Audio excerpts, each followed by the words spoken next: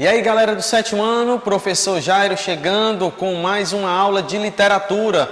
Bacana, né? As nossas discussões sobre os grandes autores, os grandes livros, textos, literatura de forma variada para que a gente possa entender sobre esse mundo tão mágico. Então, hoje, para começarmos a nossa aula, eu trouxe uma mensagem, uma reflexão, que é do Arthur Conan Doyle, tá? Do autor do nosso livro, que diz o seguinte: o mundo está cheio de coisas óbvias que ninguém, em momento algum, observa. Ele faz uma referência justamente para que a gente possa começar a observar o que está à nossa volta. Então, um autor, ele tem essa sensibilidade, ele consegue perceber tudo que está à sua volta e aí sim ele consegue colocar nas suas obras. Falando de romance policial, com certeza essa frase ela vai trazer um efeito fantástico. A observação da cena, do crime. Então, por essa razão, Arthur Conan Doyle traz essa frase. Vamos dar sequência, eu quero trazer para vocês, mais uma vez, falando de literatura, mas especificamente das funções da literatura. Então, fica atento. Na aula passada, nós falamos sobre o que era literatura e hoje eu estou trazendo funções da literatura, para que eu e você possamos entender um pouco mais. E daqui a pouquinho nós iremos trazer alguns pontos sobre o capítulo que nós estamos lendo. Vamos lá. Funções da literatura. Primeiro tópico, função político-social, que realiza críticas sociais e política. Então, a literatura ela tem uma função específica de trazer uma discussão sobre o que é político-social e trazer uma crítica social às várias políticas, aos diversos assuntos que estão aí na mídia, o que eu e você talvez estamos atentos para que essa discussão possa acontecer. Um segundo ponto é uma função que é chamada catártica. O que acontece com essa função? Liberar emoções e sentimento. Então, uma das funções da literatura é liberar emoções e sentimentos. Quantos livros nós já lemos que retratam um pouco dessas funções e desses sentimentos? Um outro ponto é a função estética, que vai gerar a admiração pelo belo. Então, textos que trazem um conteúdo dentro dessa perspectiva que vai tratar a função estética. Então, você viu até agora, primeira função, que é a função político-social, a segunda função, função catártica, e a terceira função, que é a estética, ok? Tem mais, professor? Tem mais duas, porque são 5 funções. Quarta função, função cognitiva, transmitir conhecimento. E quinta função, função lúdica, entreter, relaxar e envolver. Então, são 2 funções diferentes, mas que elas trazem um amplo conhecimento, tá? A função cognitiva, que vai transmitir a relação do conhecimento entre pessoas, e a função lúdica, que vai trazer uma perspectiva do brincado, do didático, enfim. Essas são as 5 funções da literatura. Se você não sabia, a partir de agora você já está aprendendo sobre as funções da literatura. Vamos dar sequência? Tem muito mais para vocês. Olha só o que está chegando agora. Mais uma vez, para refrescar a mente de vocês, o que é literatura? A literatura é a arte da palavra.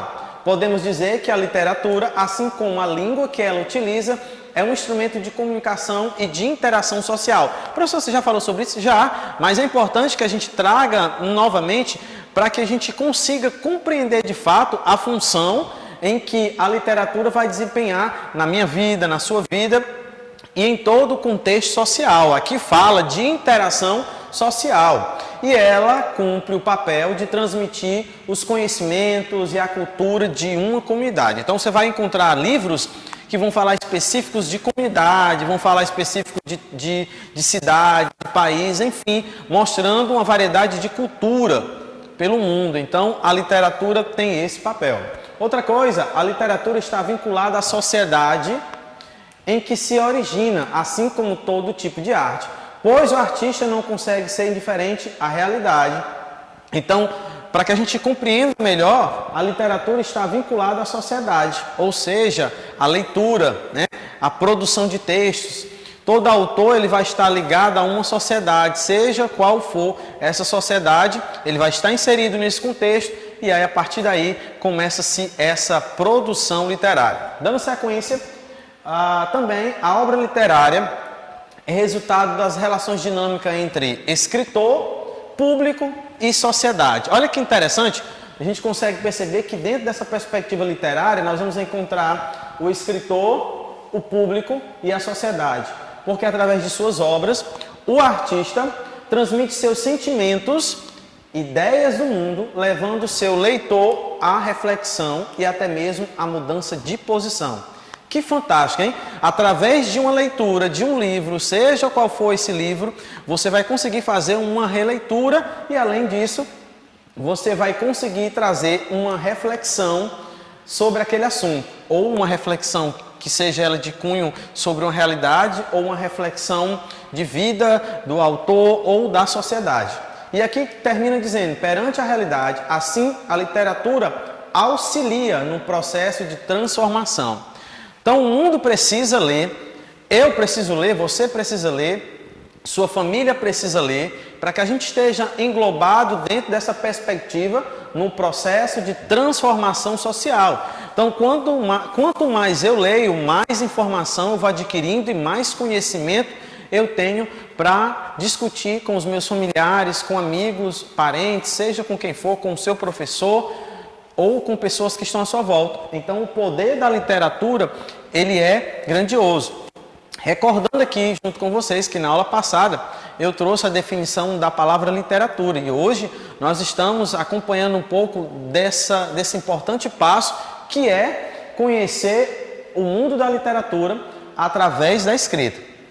Dando continuidade na nossa aula, já que nós já paramos um pouco e fizemos uma reflexão sobre o que é literatura, trouxemos aqui uma frase do autor da obra que nós estamos lendo e agora nós vamos falar um pouco do processo do capítulo 3, que é os 3 alunos do livro de Sherlock Holmes, O Jogador Desaparecido, que está inserido, como eu venho falando em todas as aulas, e estou reforçando agora sobre os capítulos que estão inseridos nessa obra. Primeiro que nós lemos, Charles Augusto Milverton, os 6 Napoleões, agora os 3 alunos, e o próximo que vai ficar para casa já, para que você possa estar lendo, será O Jogador Desaparecido.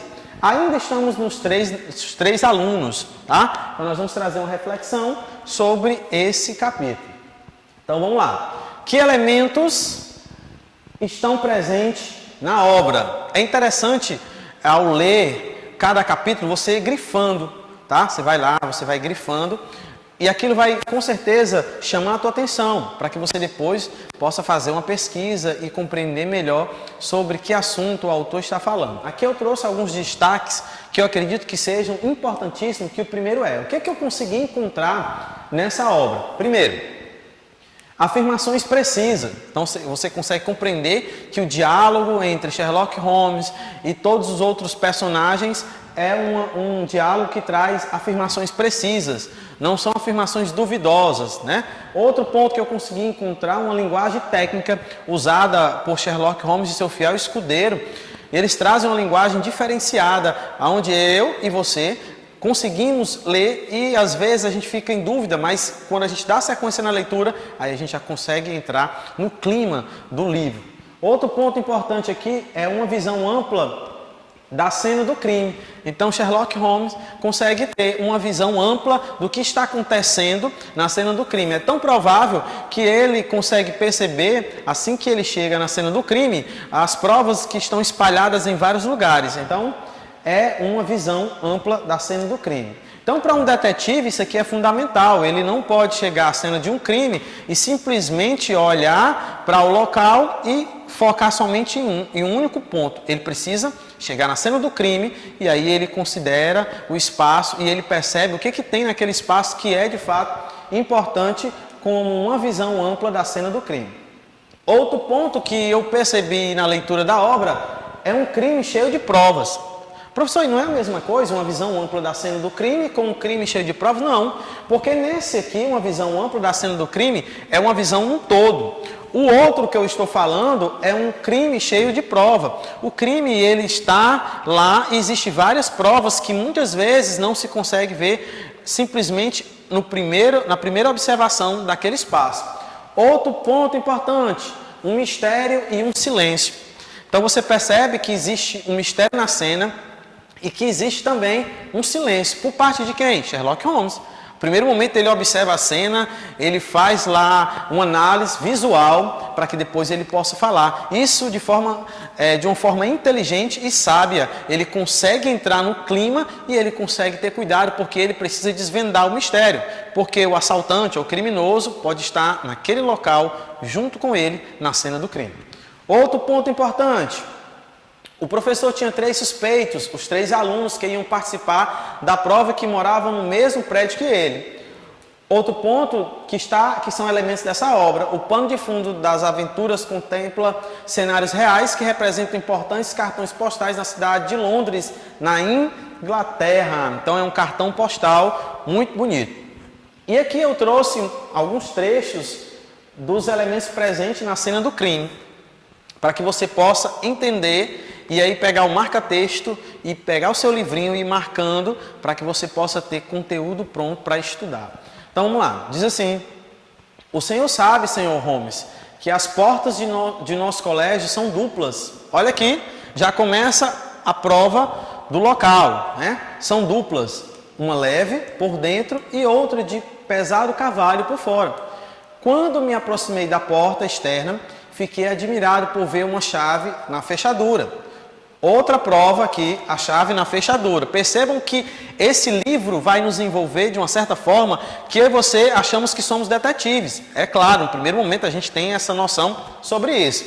E ele continua: fiquei admirado por ver uma chave na fechadura. Por um momento, julguei ter deixado ali a minha, mas ao procurar no bolso, vi que tal não se dera. Ou seja, não era a mesma chave. Continuando. A única duplicata que existia, ao que me constava, pertencia ao meu criado, Bannister, que há 10 anos cuida de meus aposentos e é de uma honestidade acima de qualquer suspeita. Verifiquei que a chave era sua e que ele entrara no quarto para saber se eu queria chá e que descuidadosamente deixara a chave na fechadura ao sair. Sua ida ao meu quarto deve ter sido logo após a minha saída. O único esquecimento teria tido pouca importância noutra ocasião, mas nesse dia teve as mais deploráveis consequências. Então percebam que existe vários momentos aqui, provas importantes nessa cena do crime, que ele vai contando para Holmes, né, durante a sua entrevista, o seu momento ali com o Sherlock Holmes. Vamos lá, outros pontos importantes de destaque no capítulo. Um texto envolvente é um texto que faz com que a gente se envolva. Sim ou não? Sim. Você pode aproveitar, pedir seu pai, sua mãe, seus irmãos para fazerem essa leitura, que com certeza eles vão gostar. Outro ponto que eu consegui encontrar nesse livro, uma linguagem carregada de mistérios e ação. Fantástico a linguagem que é utilizada nesse livro. Há um constante duelo entre o detetive e o seu inimigo oculto. Por que oculto, professor? Porque no primeiro momento ele não sabe quem é, ele tem algumas provas e a partir daí ele vai formulando e vai lutando com o seu inimigo invisível. Poderíamos dizer assim, que é o inimigo oculto. O deslace vem sempre carregado de forte dose dramática, ou seja, a cena carrega fortes emoções que é puxada para o lado do drama, tá? Aqui também está presente o gótico, a ficção científica, o romance policial, a mitologia, o regionalismo, as histórias de mistério, o realismo, tudo isso pode ser encontrado dentro dos livros escritos por esse autor. E não há como negar que Sherlock Holmes é uma verdadeira lenda. Então as pessoas confundem muitas vezes achando que Sherlock Holmes é uma pessoa. Mais uma vez eu digo para vocês, assim como eu falei na última aula, que ele é um personagem. Então, eu coloquei aqui que também é uma leitura excêntrica, para a gente terminar. Significa tudo aquilo que é extravagante, esdrúxulo, esquisito, ou seja, fora do comum. Agora, o que é esdrúxulo? É interessante que a gente compreenda também.